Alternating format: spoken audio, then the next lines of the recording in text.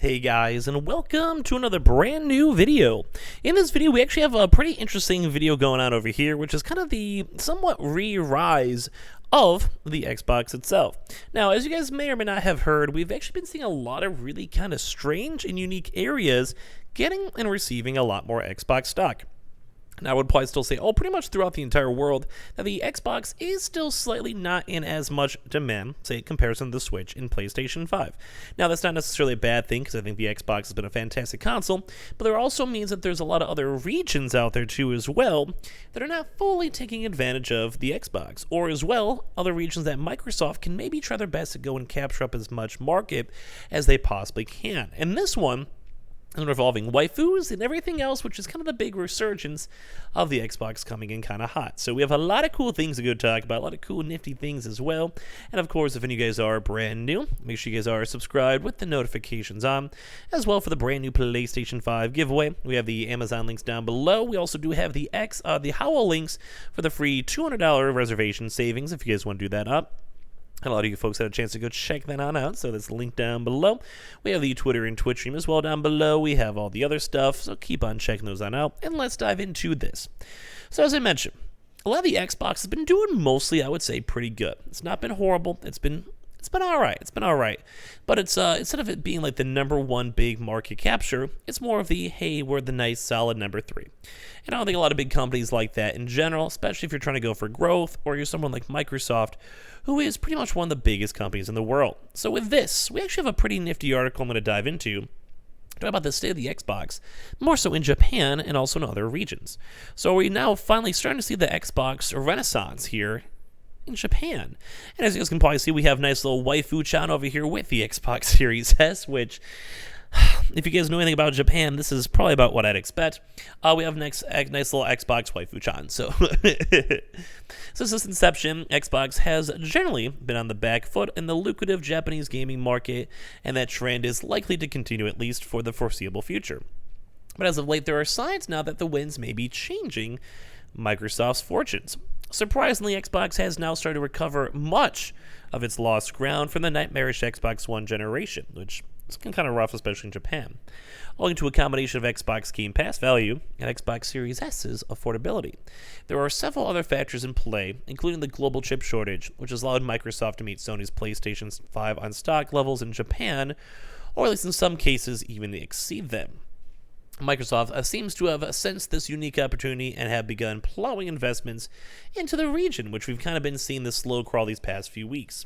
They're going on a hiring spree while committing to lucrative deals for Xbox Game Pass with Japanese partners, now such with Sega and Bandai, Monster Hunter and stuff like that.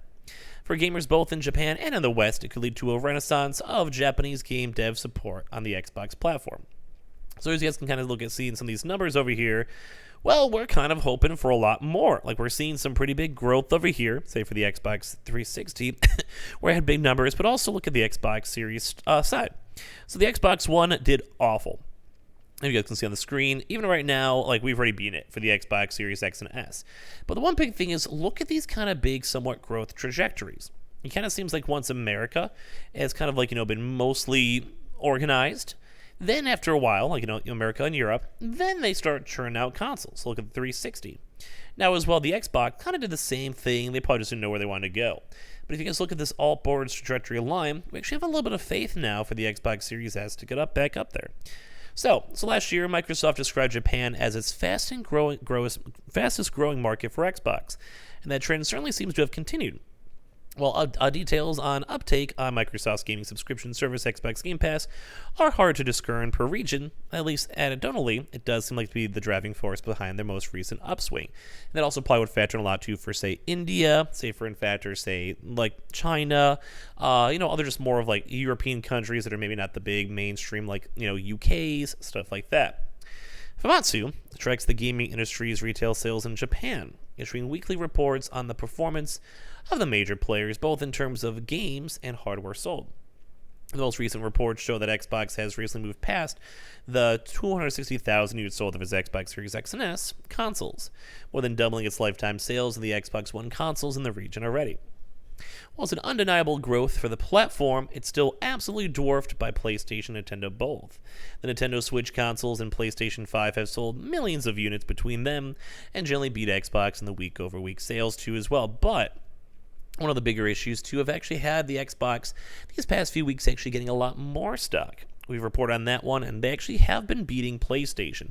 Now, this isn't like, a 20 million versus like 5 million, that huge number, but it's enough where it's something to note, and it's been consistent enough now where this actually might be the big Xbox takeover scheme. The Xbox One generation may have been uniquely devastating for Microsoft's chances in Japan.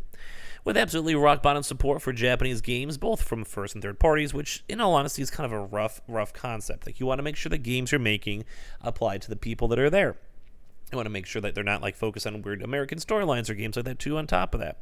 So Xbox has struggled to grab support from even the biggest publishers, like even Square Enix, so think Final Fantasy as well. But they have now also been trying their best to bolster in other games like Yakuza, Danganronpa, Octopath Traveler, Dragon Quest, Scarlet Nexus, and the legendary Xbox holdout Persona, which are actually now either coming out sooner there already. And on top of that, too, they've also partnered with smaller developers to get games like Gunvolt or Eiyuden Chronicles on there, too, as well. So Microsoft knows it has more work to do, though. Sometimes simply throwing money at a problem isn't enough, which is why they're also trying to get the local population, too, but as well, the Game Pass generation, too. So it's also been kind of interesting to see this, because we saw, some of these now. You see these random Xbox Cloud Gaming vibes, or the little Xbox channel waifu channel we saw before. So Microsoft has invested a lot in its social presence in recent years, with the main Xbox account replying to anyone and everyone while cracking jokes and sharing memes, primarily in English. The core Xbox markets of the US, UK, and Germany, and so on, have localized now social media too, so we're also now seeing that stuff in Japan as well. So the Xbox Japan YouTube channel has now been increasingly active, sharing now trailers, localized for Japan specifically, and is also kind of small still at the end of the day.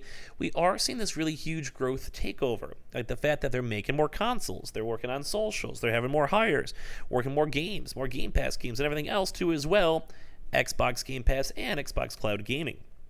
So it's, in my mind, a place like Japan, there's a lot of people living there, and a lot of also higher tech folks as well. Why not? They'll play games. Why not? They've also been working alongside Japanese influencers too as well to promote products such as Game Pass, sponsor segments too as well on VTuber streams too on top of that from even for stuff like Bhutan. And they've also been rapidly expanded staff based directly in Japan. So naturally, as part of acquiring ZeniMax, Microsoft inadvertently acquired Tango Gameworks too as well, known for The Evil Within. On top of that too as well. So very cool. We're seeing producers, content directors, managers, just a lot of other various folks that are all basically meant to be here for these Japanese-based games. One more specifically than even noted, in this role, you will develop strong professional relationships with key executive partners across the Japan gaming ecosystem. You'll identify opportunities and create strategic growth plans for partnerships with some of the world's largest game creators. As the director of Japan Game Create Partnerships, you will need to recruit, develop, and retain a team of high-performing strategic partner managers to achieve these business goals. So quite clearly, there's a plan in place here, and the investors beyond anything else we've also seen from Microsoft to commit in the region since Xbox inception. Though it may still take a few years to kind of grow, I'm sure it's going to too as well.